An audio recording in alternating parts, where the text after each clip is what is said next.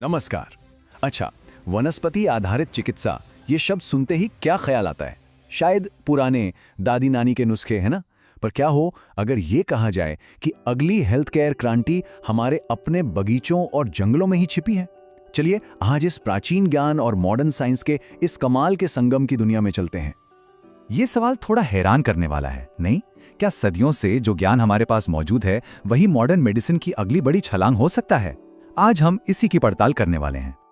देखिए, ये सिर्फ कुछ नए इलाज खोजने के बारे में नहीं है। असल में हम हेल्थ को देखने का एक बिल्कुल नया नजरिया बना रहे हैं।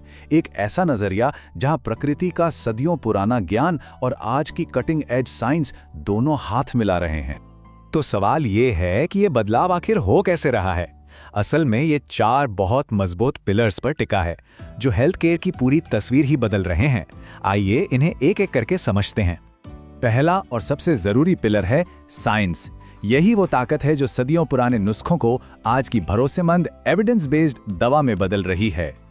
तो साइंस यह कर क्या रहा है? देखिए, ये सिर्फ ये नहीं कहता कि हाँ ये काम करता है, नहीं, बल्कि कड़े क्लिनिकल ट्रायल्स के जरिए साइंटिस्ट्स ये पता लगा रहे हैं कि पौधों में कौन से एक्टिव कंपाउंड्स हैं, जैसे अश्वगंधा में तनाव कम करने वाले तत्व, और वो हमारे शरीर पर मॉलिक्यूलर लेवल पर काम कैसे करते हैं।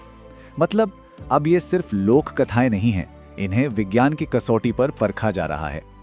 अब आते हैं दूसरे पिलर पर, टेक्नोलॉजी। और ये वो इंजन है जो इस पूरी क्रांति को आप कह सकते हैं एक रॉकेट की रफ्तार दे रहा है। जरा सोचिए इसके बारे में। आर्टिफिशियल इंटेलिजेंस यानी एआई हजारों पौधों के कंपाउंड्स को एनालाइज करके दवा की खोज को कई गुना तेज कर रहा है।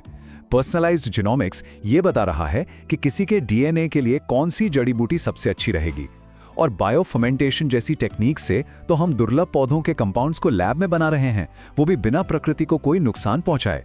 कमाल है ना? हमारा तीसरा पिलर एक ऐसी जरूरत से जुड़ा है जिसे हम अब और नजरअंदाज नहीं कर सकते, सस्टेनेबिलिटी। बात सिर्फ हमारी सेहत की नहीं है, बात एक सेहतमंद प्लैनेट की भी है। मतलब फ्यूचर की मेडिसिन को हमारे पर्यावरण का भी ख्याल रखना ही होगा। इसका मतलब है पौधों को इस तरह से सोर्स करना कि इकोसिस्टम को नुकसान ना हो। हमारी जो नेचुरल फार्मेसी है यानी बायोडाइवर्सिटी, उसे बचाना और दवा बनाने के प्रोसेस से होने वाले एनवायरमेंटल डैमेज को भी कम करना। और आखिर में चौथा पिलर जो शायद इन सब में सबसे शक्तिशाली है, डिमांड। जी हाँ, ये बदलाव हम और आप जैसे लोगों की वजह से आ रहा है। देखिए, अब लोग सिर्फ बीमार होने पर इलाज नहीं चाहते, बल्कि वो चाहते हैं कि वो बीमार पड़े ही ना। प्रिवेंटिव हेल्थ और होलिस्टिक वेलनेस पर जोर लगातार बढ़ रहा है।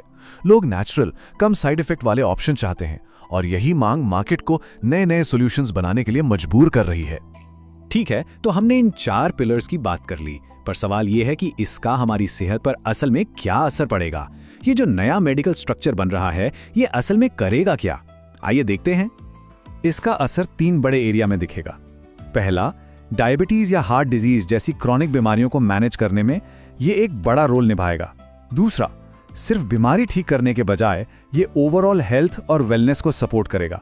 और तीसरा, जो कि बहुत जरूरी है, ये मॉडर्न मेडिसिन के साथ मिलकर काम करेगा, उसे रिप्लेस नहीं करेगा, बल्कि उसे कॉम्प्लीमेंट करेगा। और एक बात साफ समझनी होगी, ये कोई एक दूसरे के खिलाफ लड़ाई नहीं है। भविष्य या तो या नहीं, बल्कि दोनों और का है। मतलब एक ऐसी इंटीग्रेटेड सिस्टम जहां एक डॉक्टर बेस्ट रिजल्ट के लिए एक सिंथेटिक दवा के साथ साथ एक साइंटिफिकली वैलिडेटेड हर्बल इलाज भी प्रिस्क्राइब कर सकता है। तो जैसा कि हमने देखा, हम मेडिसिन के एक बिल्कुल नए दौर की तरफ बढ़ रहे हैं। ये एक ऐसा भविष्य है जो टुकड़ों में नहीं बल्कि जुड़ा हुआ है। एक ऐसा भविष्य जो नेचर और लैब के बीच के गैप को भर रहा है। ये चारों पिलर्स सिर्फ अलग अलग ट्रेंड्स नहीं हैं, ये आपस में जुड़ी हुई वो ताकतें हैं जो मिलकर हेल्थ केयर को ज्यादा असरदार, ज्यादा पर्सनलाइज्ड और हमारे प्लैनेट के लिए ज्यादा फ्रेंडली बना रही हैं। और बस इसी एक विचार के साथ मैं आपको छोड़े जाता हूं।